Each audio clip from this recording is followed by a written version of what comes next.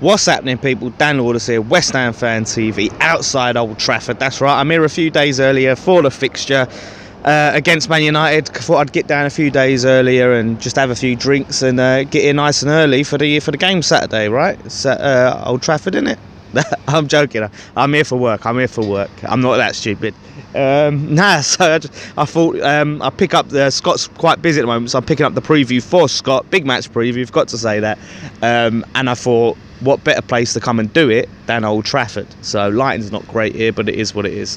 Yeah, don't forget to comment and subscribe. Let me know what you think, what your prediction is for the game. But it's a tough one. It is a tough one. Like, I mean, we're coming off the back of just a crazy 8-0 victory. I still haven't got over that last night. Like, unbelievable. Like, look, and this is what I've said. It is only Macclesfield. Yes, Macclesfield are a poor team, right? But would we have done that under David Moyes? Would we have beat Macclesfield 8-0 under David Moyes? Would we have beat Macclesfield 8-0 under Slaven Bilic? Would we have done that during the Big Sam era? Like, this is what I'm saying. Like, even though, yes, it is Macclesfield a poor team, to score 8 goals for us against low league opposition, which we usually end up struggling against, it's a little bit of an achievement. Look, we're not getting carried away and saying we're going to win the league. Like, it's enjoyable. Like, it's enjoyable, and we're buzzing off it naturally. So anyway, like, spirits are high. Like, we're starting to get that confidence. Things are starting to click for us. You know, we beat Everton 3-1. We got the draw against Chelsea when we could have snatched it late.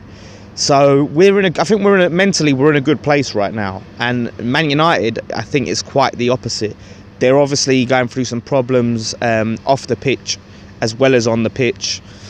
You know, and they've you know, it's been well documented what's going on in terms of between, like, Jose Mourinho and Paul Pogba. You know, they got knocked out of the cup by Derby, for which, for all accounts purposes, does Derby deserve to win that game, like, and deserve to possibly win it in full time. So yeah, it's a tough one. Like, I never ever count Man United out. I never count them out, especially, you know, we've seen under this Jose Mourinho side, like, they can go through like this little rough patch, but just when, like, his head is pretty much nearing the chopping block, he will pull out a victory that sort of gives him a stay of execution. But, you know, with everything going on, it is a good time to play Man United.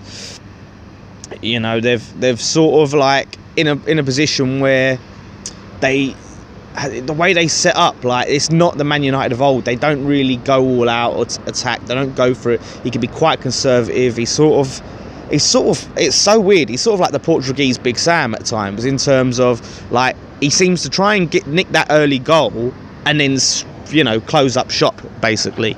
So, you know, I mean, look, that's a very loose comparison to Big Sam. You know, I mean, look, he's still a top class manager, but I think his days are numbered in the Premier League. I think it seems like his own ego gets in the way. Look, now, I think he's been outdone by massively Mourinho in the transfer window in this season. He's been backed before. It's just like they knew that defence was a bit of an issue, and they needed defence. You know, Phil Jones has been well documented how much sort of a poor season he's had so far, but they had the chance to sign Toby Alderweireld, and from what I've heard, Ed Woodward's pretty much said no. Like, and he's gone on, and, you know, he's been playing well for Spurs still. You know, he's a good defender, and, you know, when you're looking at the top manager, you're saying, look, these are the components we need to push on.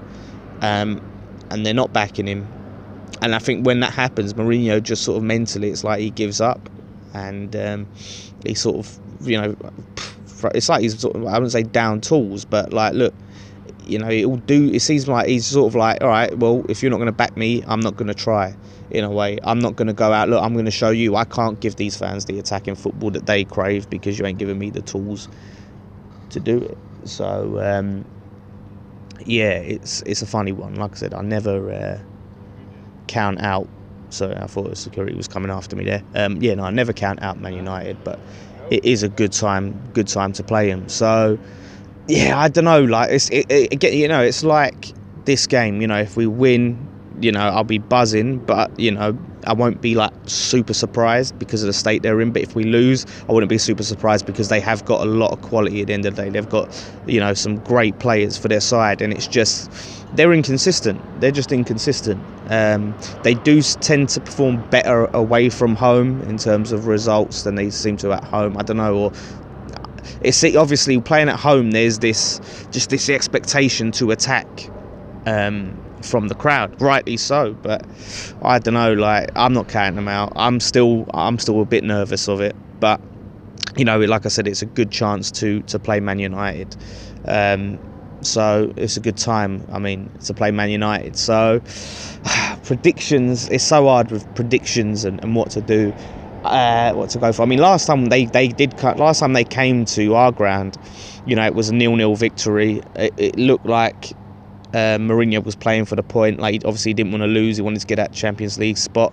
So maybe now they'll go for it a little bit more. But I'd say, if I'm being optimistic, we'll snatch a late 1-0 victory.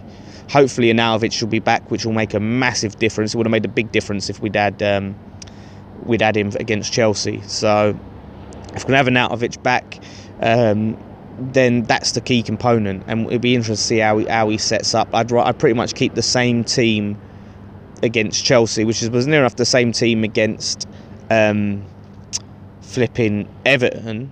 But obviously, instead of starting Antonio, you start Arnautovic. And I think he's finally getting his system. Declan Rice, obviously, has been brilliant these last 3 games now. He's looked fantastic. So having him there in that holding role, you know, the way he dealt with Hazard and a lot of their attacking players, I think, you know, having him in front of the defenders will leave me a lot of confidence. So, yeah, let me know what you guys think. Obviously, it's a bit different to how Scott usually does it, and I ain't at home and the green screen and got all the bits and pieces in front of me. But like I said, I'm filling in for him. Thought I'd come out here in front of Old Trafford, even though we're not playing here, obviously, and do the preview. So thank you guys so much for watching. Now I'm going to go and grab some food in Media City and be back tomorrow ready, and hopefully look out for the West Ham week. I should be back in time to film that will be up tomorrow, and then fan cams and post-match pint will be back. So don't forget to subscribe, leave your comments below. One thing left to say: come on, you Irons.